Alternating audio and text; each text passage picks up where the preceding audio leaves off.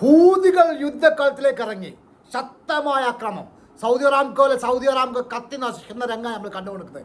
പ്രധാനപ്പെട്ട കാര്യം എന്താണ്? ഇതിൻ്റെ വീഡിയോ നിങ്ങൾക്ക് ഇഷ്ടപ്പെടുകയാണെങ്കിൽ സപ്പോർട്ട് ചെയ്യാനും ഷെയർ ചെയ്യാനും ലൈക്ക് ചെയ്തുകൊണ്ട് വീഡിയോ കാണാൻ ശ്രമിക്കുക. അല്ലെങ്കിൽ പ്രശ്നമാണ്, അതുകൊണ്ടാണ് പറയുന്നത്. ഏതായാലും കാറ്റിലേക്ക് കേൾക്കാം.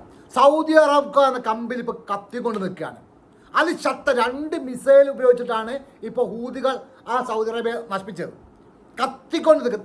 കത്തിൽ നിറയെ തീ അണയ്ക്കാൻ കഴിയില്ല. ആ രൂപത്തിലേക്ക് കത്തിക്കൊണ്ടേ നിൽക്കുകയാണ്. എത്ര ദിവസം എടുക്കുമെന്ന് പറയാൻ കഴിയില്ല. അത്രയും പനായകമായി എന്തറിയോ, നമ്മൾ കാണുന്ന സമയത്ത് കത്തി ഈ സാധനം അണഞ്ഞെന്ന് വിചാരിക്കും. പക്ഷെ ഉള്ളിക്ക് ചെറിയ കാര്യങ്ങളൊന്നല്ല. കാരണം അറിയോ, സൗദി അറാംകോലൊക്കെ തീപിടുത്തമെന്ന് പറഞ്ഞു കഴിഞ്ഞാൽ നിങ്ങൾ വിചാരിച്ച പോലൊന്നല്ല. കിലോമീറ്ററോളം കോടിക്കണക്കിന് മില്യൺ കണക്കിന് ഡോളറിൻ്റെ ഈ പെട്രോളും ഡീസലും കത്തി നഷ്ടമായിട്ട് പോവുക.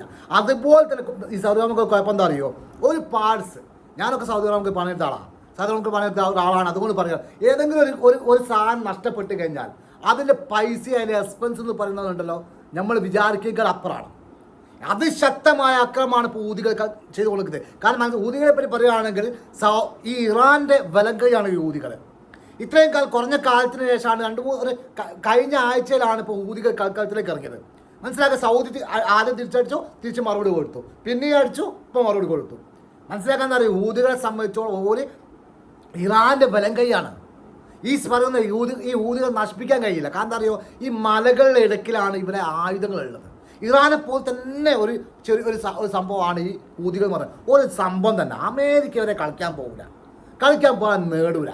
അത് നമ്മൾ പലപ്പോഴും കണ്ടതാണ്. കാരണം അമേരിക്ക കപ്പലൊക്കെ വന്നിട്ട് പായുന്ന രംഗം നമ്മൾ കണ്ടല്ലേ. അതേപോലെ ഊതുകൾ കളിക്കാൻ പോയിട്ട് കാര്യമല്ല, ഓർക്കൊന്നും നഷ്ടപ്പെടാറില്ല. സൗദി അറേബ്യക്ക് അങ്ങനല്ല.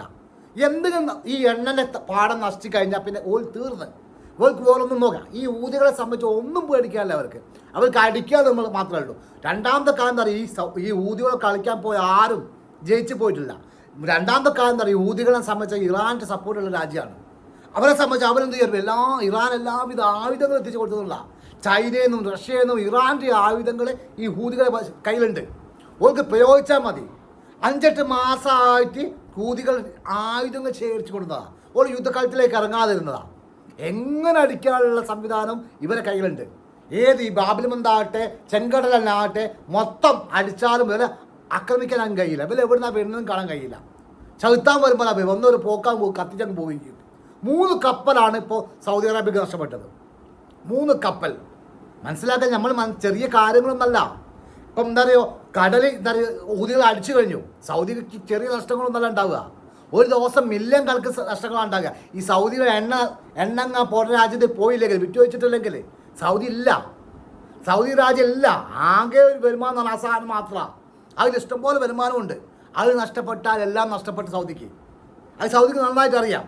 മനസ്സിലാക്കാൻ കണ്ടിട്ട് അമേരിക്ക എന്ന രാജ്യത്തിന് വേണ്ടിയിട്ട് എന്താ പറയുക, സേവനം ചെയ്യുന്ന അമേരിക്കൻ പ്രസിഡന്റ് ഡൊണാൾഡ് ട്രംപിൻ്റെ കാല് വരെ നക്കാൻ മടിയില്ലാത്ത, പണത്തിന് വേണ്ടി സ്വന്തം സുഖത്തിന് വേണ്ടി എന്ത് ചെയ്യാൻ മടിയില്ലാത്ത രാജ്യമായി മാറി ഈ പറയുന്ന സൗദി അറേബ്യ എന്ന് പറഞ്ഞാൽ. കൊല്ലത്തും കിട്ടും. കളിക്കാൻ പോയ ആരോടാണ് അറിയോ, ഹൂതികളോടാണ്.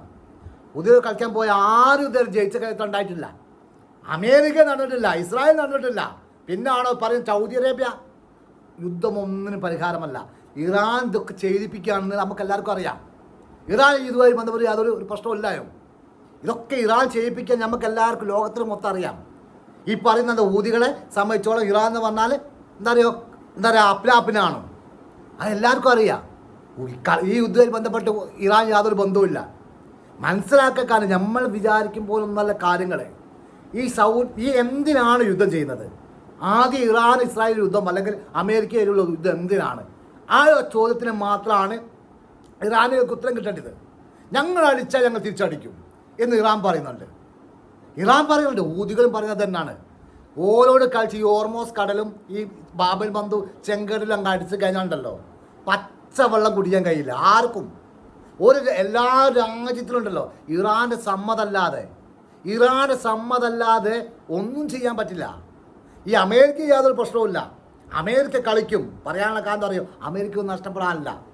ബാക്കിയുള്ള ഈ ഗൾഫ് രാജ്യങ്ങൾക്കും മറ്റുള്ള രാജ്യങ്ങൾക്കൊക്കെ പ്രശ്നം ഉണ്ടാകുക. ബാക്കിയുള്ള എല്ലാ രാജ്യങ്ങളും ഇതെല്ലാ രാജ്യത്തും ഭയങ്കര പ്രശ്നമായിരിക്കും. അമേരിക്ക സമയം എണ്ണ അവരെടുത്തിട്ടുണ്ട്, എല്ലാ സംഗതി കട്ടുമുടിച്ചുണ്ടാക്കിയിട്ടുണ്ട്. ഒരു പിടിച്ചെടുത്തുണ്ടാക്കിയിട്ടുണ്ട് പല രാജ്യത്തെയും. അതുകൊണ്ട് ഓർക്ക് പ്രശ്നമല്ല. ഏതാണ് വീഡിയോ ഇവിടെ വെക്കപ്പോൾ വീഡിയോ ഇഷ്ടപ്പെട്ട ഷെയർ ചെയ്ത് സപ്പോർട്ട് ചെയ്യാൻ താങ്ക് യു വെരി മച്ച്.